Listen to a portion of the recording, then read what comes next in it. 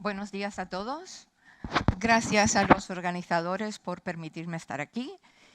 Y vamos a comenzar esta charla desde el punto de vista que me ha permitido a mí avanzar en el conocimiento de la microbiología y volver a los orígenes.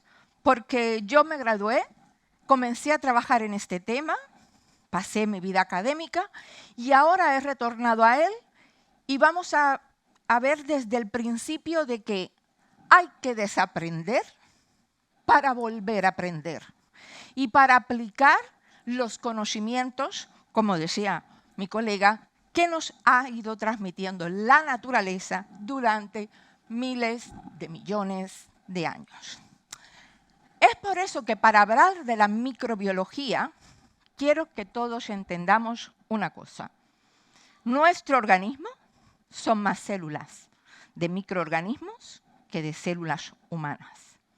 La Tierra, como la conocemos hoy, no se formó, no era así, no había oxígeno en la Tierra.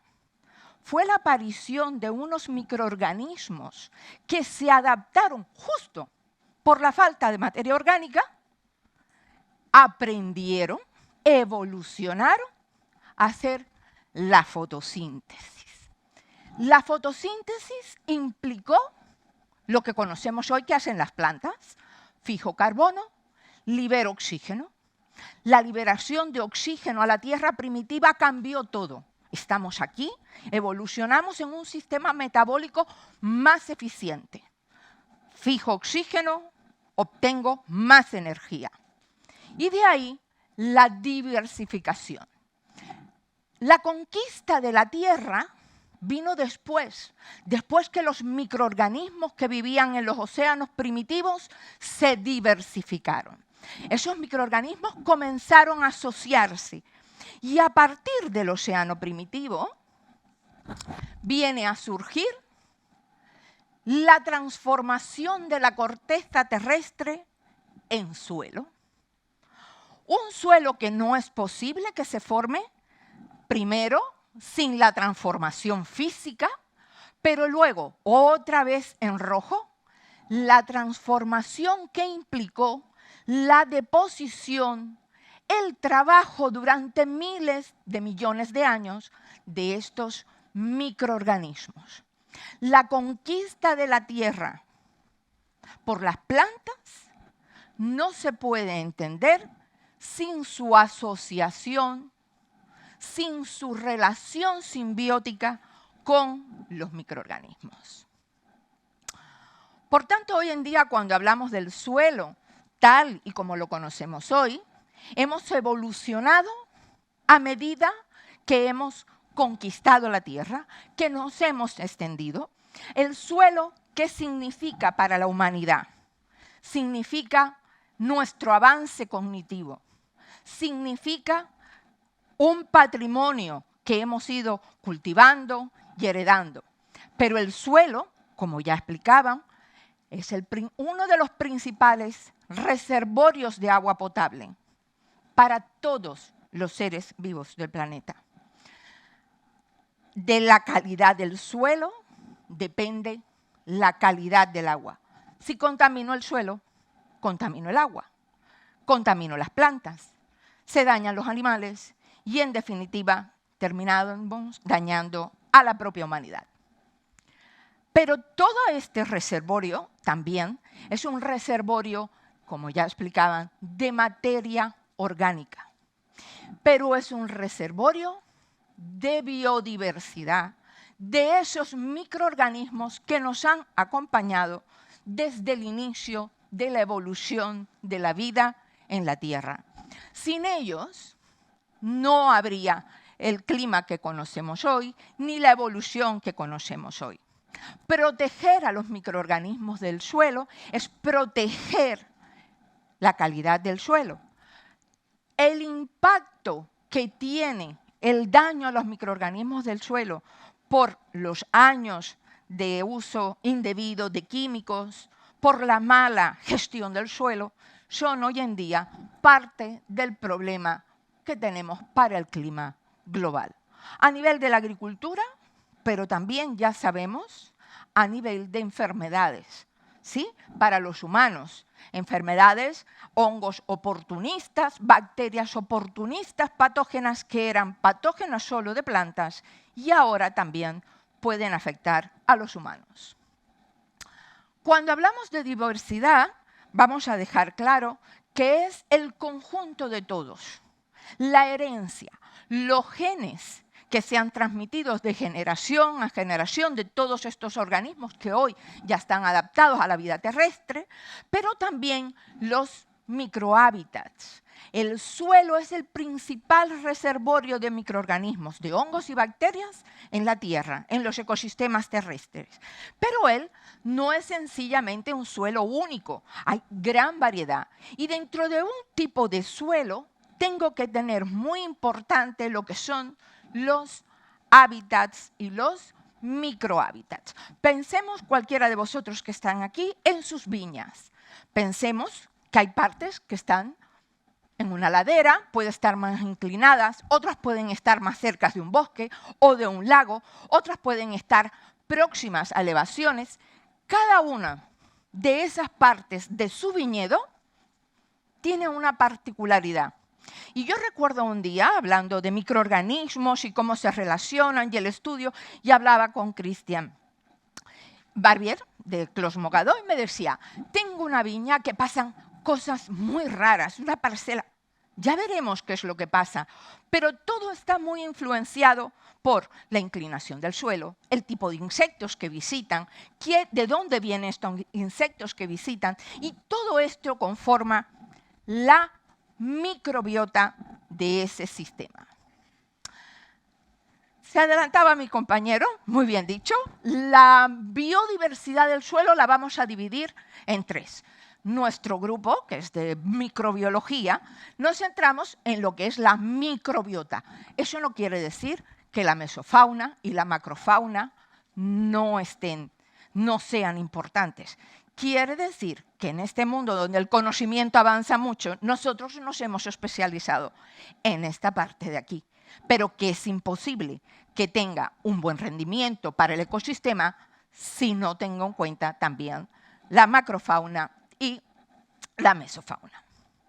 Bien, la microbiota del suelo está compuesto por diferentes microorganismos, es decir, microorganismos que los más grandes se pueden medir en milímetros, pero que lo habitual, ¿sí? El grupo que nosotros trabajamos, que serían los hongos y los procariotas, arqueas y bacterias, estarían en el orden de los micrómetros, muy pequeños, solo visibles a microscopio, y por eso muchas veces dejados de lado. Sin embargo, este nivel trófico que tenemos aquí son los descomponedores primarios de la materia orgánica. Y ellos son vitales, como ya nos explicaban, para mantener el nivel de carbono en el suelo, la cantidad de materia orgánica, en definitiva, en el suelo. Entre ellos, por supuesto, bacterias y arqueas, hongos y algunos nemátodos. Pero los organismos, microorganismos del suelo, no tienen ese único papel. Ellos, además, interactúan con las plantas. No es solo necesario mantener la microbiota del suelo para mantener la salud del suelo como reservorio de materia orgánica, sino porque, recordemos, hemos evolucionado con los microorganismos.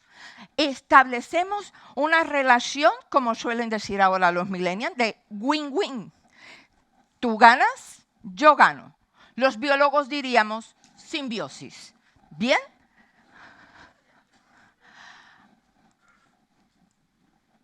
El papel de los microorganismos, como les decía, se tiene que ver mucho con el control de plagas y enfermedades. Las plantas han evolucionado con los microorganismos. Ellas atraen de manera estratégica a través de esos exudados a determinados microorganismos beneficiosos. ¿Recuerdan que comentaban en la primera el vídeo de que tener ovejas, tener gallinas, era muy importante y yo pensaba, el estiércol, las heces, los hongos coprófilos, las bacterias coprófilas, las que son capaces de colonizar y alimentarse de los restos de los animales, ¿sí? De las deposiciones de los animales, son increíbles en metabolitos. Esas sustancias que producen para defenderse, para competir mejor, pero que además son muy importantes para defender al ecosistema que ella está colonizando. Por ejemplo, la rizosfera de las plantas. Por eso, antibiosis, competencia por el espacio, micoparasitismo, nos ayudan con una diversidad de la microbiota a también proteger a la planta. Son estimuladores del crecimiento vegetal. Los microorganismos que se asocian a las plantas, que han evolucionado con ellas, dijimos que era win-win, ¿no? Pues ahí está. Estos microorganismos saben, de alguna manera, esa evolución ha llevado a que secreten metabolitos que actúan favoreciendo el crecimiento de las plantas. Si la planta crece, si está sana, libera más exudado, yo crezco más, ¿no? Además ayudan a solubilizar, a fijar nitrógeno, a regenerar, ¿sí? Materia orgánica. Pero la regeneración de materia orgánica, la formación de biofilms, ¿sí? Con esta materia orgánica ayudan a retener el agua, ayudan a retener además todos estos componentes. Por otra parte, ya vimos que participaron los microorganismos en la propia formación del suelo, que participan en la regeneración de los nutrientes. Por tanto, y ya se ha insistido, participan en la fertilidad del suelo.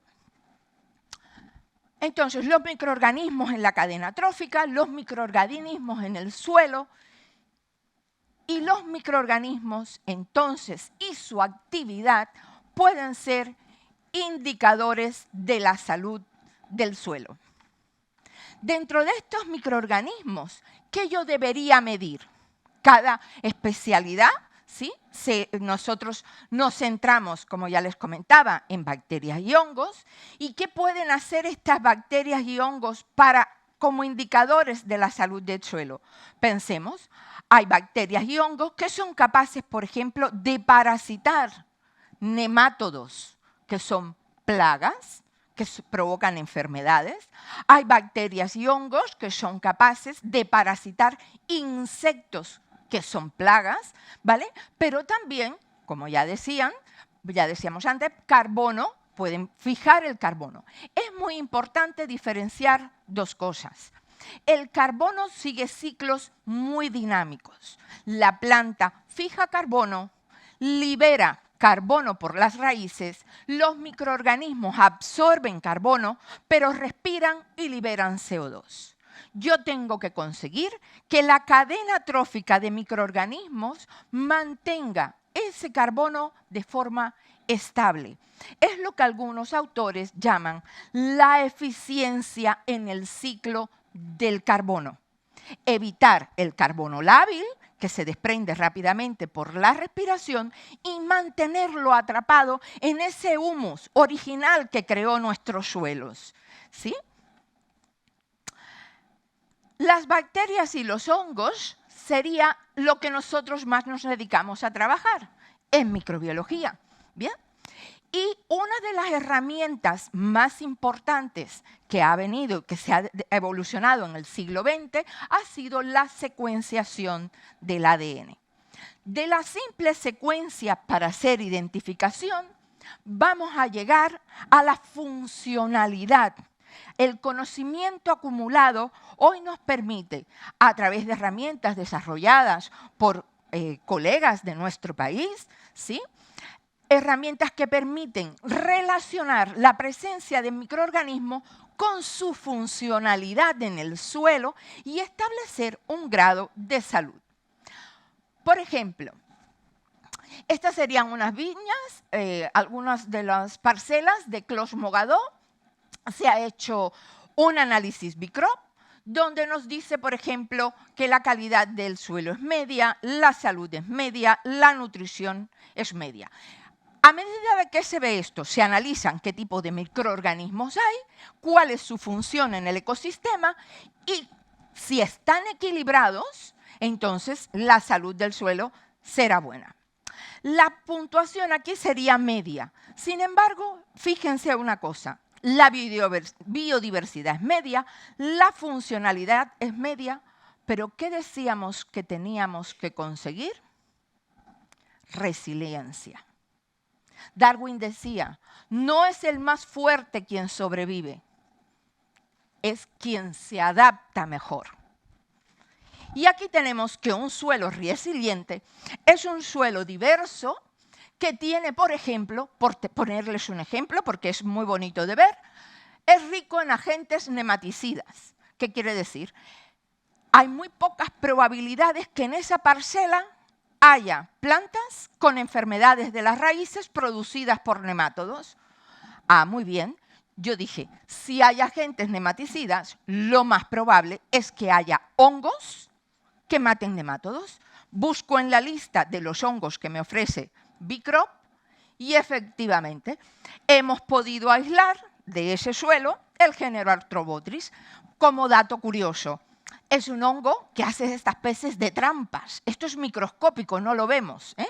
Pero en el suelo voy a encontrar que este hongo, muy bonito, sus esporas, esto sería lo que se ve en el material vegetal, pero en el subsuelo él está haciendo esta trampa, una red, y él se alimenta justamente de nemátodos patógenos. El suelo está en equilibrio. Puede haber nemátodos, evolucionaron aquí junto con las plantas, pero el sistema es resiliente porque tenemos de todo en ese suelo. El protagonista y el antagonista. Veíamos también lo importante que es tener en cuenta los perfiles del suelo. Ahora que sabemos cómo se distribuyen en esos perfiles la materia orgánica, se ha podido estudiar, gracias a la biología molecular, por ejemplo, la cantidad de microorganismos que ocupa cada perfil. Fíjense lo importantes que son los hongos en el último perfil, donde prácticamente no hay oxígeno. Fíjense en las primeras capas, donde es más activa la actividad metabólica, ¿sí? Predominan los protozoos, los animalitos que respiran, que liberan CO2, ¿vale? Y luego empezamos con los descomponedores primarios de esa materia orgánica.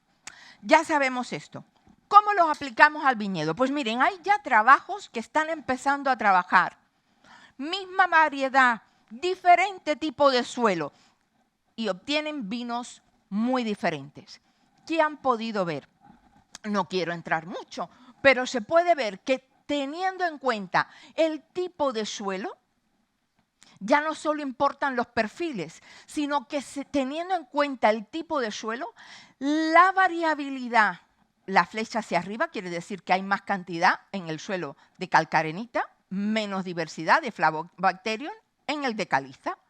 Y que se ha visto que lo que llaman la terroir, la cata, depende de los microorganismos.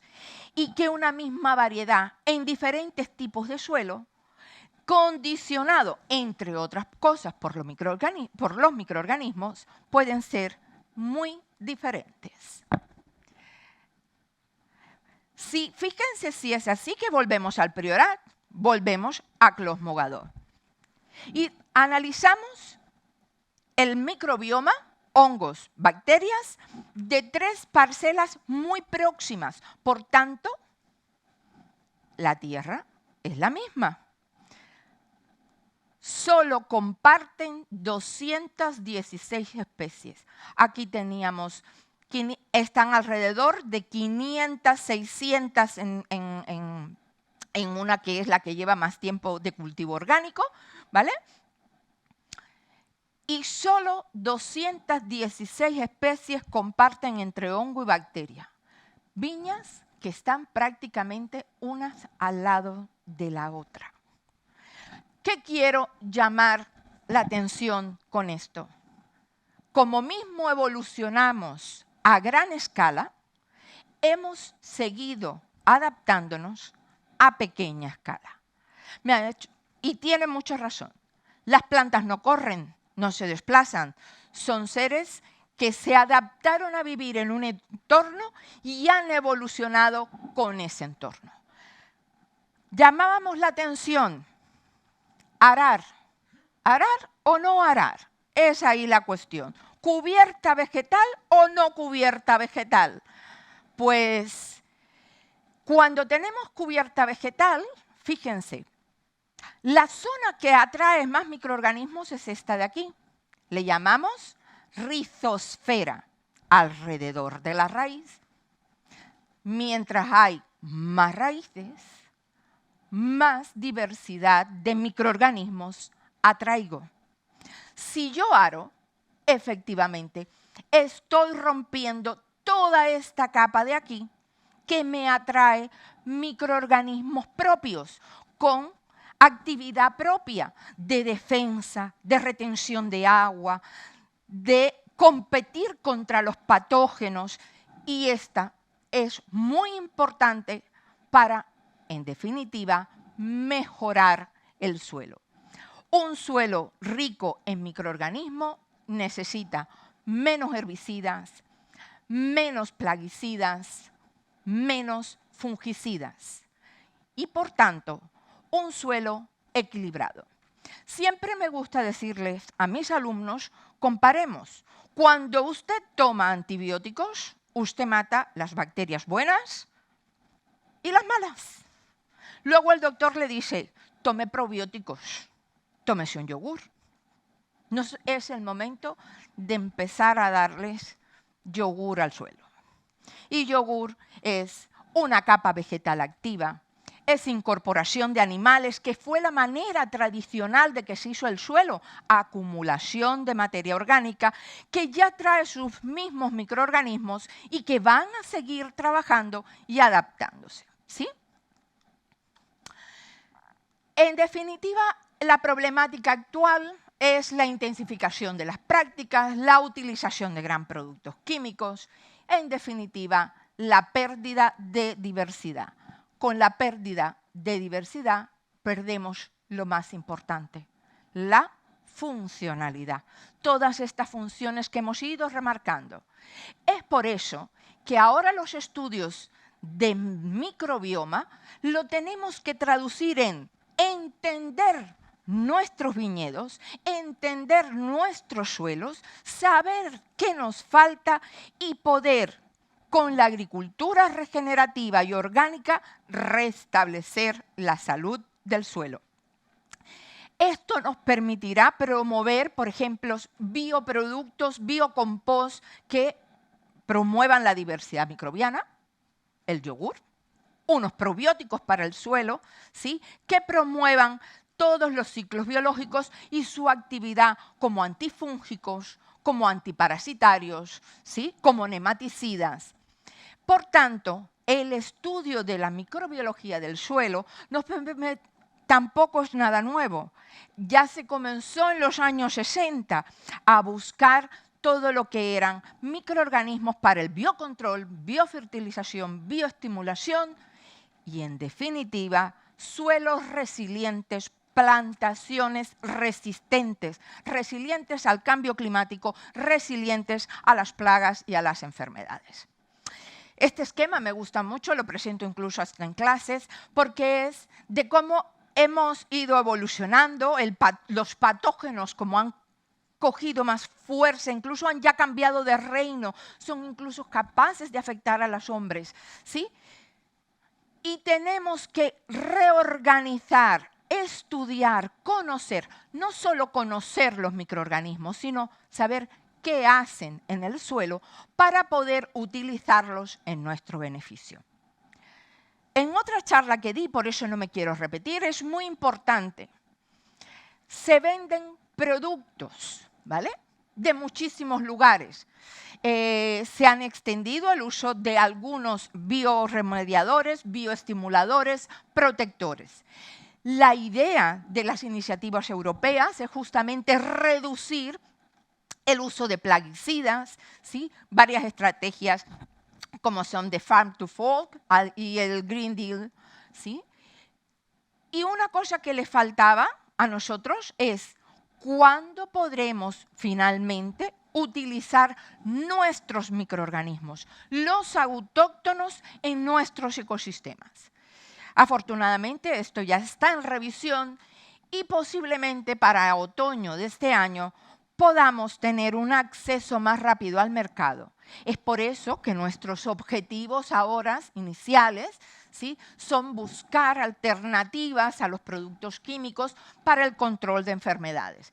Algunos productos ya están aprobados, por ejemplo, esta es una actualización del 2010 de los principales agentes bacterias antagonistas y hongos antagonistas. Recordemos, antagonista es quien ataca a un organismo dañino, aceptados en Europa y otros que tenemos por aquí. ¿Bien? ¿Qué me quería puntualizar? Porque estos hongos de aquí, ¿sí?, el Ampelomyces, ¿sí?, está muy recomendado contra el mildew, pero aquí me decían que no funcionaba nada, que no les hacía efecto. Quiero recordar una cosa. Si usted trae un pingüino al patio de su casa, ¿cuánto les va a durar? ¿Esperamos agosto, lo llevamos a Salou? Imposible. A nadie se le ocurre tener de mascota a un pingüino. Si traemos cepas extrañas, foráneas, que vienen de ambientes diferentes, hombre, si estoy viendo que en el Priorat 2 viñedos que están uno al lado de otro tienen una microbiota diferenciada, ¿cómo voy a traer microorganismos a que compitan con miles de años de adaptación a este clima, con cientos de años de adaptación a nuestras variedades? Entonces, está muy bien que a nivel mundial haya una gran escalada por la utilización de microorganismos, pero sinceramente yo llamo la atención a propiciar nuestra propia investigación. Yo vengo de un país muy humilde, yo vengo de Cuba. En los años 80, 90 se propició la agricultura orgánica, se propició los centros de reproducción de entomógenos y entomopatógenos. ¿Qué se promovía? Que cada gran cooperativa pudiera, ayudados por los centros de investigación, ayudadas por las universidades, pudieran encontrar sus propios antagonistas. Aquí yo les muestro lo que es el proyecto que tenemos hoy en día, financiado por la Generalitat, ¿sí?, y donde estamos trabajando no solo con Cristian, sino también con productores ecológicos de huerta. Y estamos tratando de encontrar en nuestros propios ecosistemas algún antagonista que se pueda adaptar de manera eficiente para combatir las principales plagas, las principales enfermedades. Hasta el momento esto es todo un abrir de boca. Hemos encontrado, miren, esto es un Diplodia, no sé si lo conocen, es un hongo que puede ocasionar enfermedades de la madera, igual que Didymela. Pues hemos encontrado un Epicoccus epífito, perdón, no es epífito, es endofito, en las hojas sanas, y lo hemos comenzado a probar. Hay antecedentes y vemos que no todas las cepas tienen la misma efectividad, pero que hay algunas que son prometedoras. Este sería el tipo de trabajo que estamos haciendo actualmente. Otras, por ejemplo, muy conocidas como controladores porque producen muchísimos metabolitos secundarios, sería, por ejemplo, Chaetomium. Este sería una especie, por lo pronto, identificada como Cuprion. Ven por miren, este pigmento rojizo, y ven cómo es capaz de frenar, es fungistática. Pensemos esto en el suelo. El patógeno puede estar, es un hongo de suelo, siempre ha estado allí. La cosa es que no llegue a provocar la enfermedad porque tiene sus competidores autóctonos. Como dato curioso, algunas de las cepas las hemos enviado a Alemania para estudiar metabolitos secundarios y hay resultados interesantes. El próximo paso sería, porque es lo crucial, es tratar de restaurar la salud del suelo, tratar de propiciar el desarrollo de microorganismos para retener carbono. En este sentido es el siguiente proyecto que queremos trabajar y queremos ensayar. Es un proyecto que se hace dentro de las iniciativas de la Generalitat para aplicar tecnologías o metodologías que ya se conocen. En este caso, nosotros nos hemos interesado por el método propuesto por David Johnson y su método de compostaje aeróbico de bioreactores Johnson-Su. Ellos generan una gran cantidad, recuperan una gran cantidad de microorganismos en el suelo con esta metodología y nosotros esperamos pues, aplicar este método, analizar la microbiota acompañante de este tipo de compost, ¿sí? Y evaluar, por ejemplo, los indicadores de retención de carbono, emisión de gases efectos invernaderos, indicadores de productividad y ver si además se consigue, o sea, estudiando la metagenómica, poder hacer un análisis de efectividad de estos microorganismos en el suelo. Hasta aquí de la charla que tenía para hoy y espero que si hay alguna pregunta nos podamos comunicar después. Muchas gracias.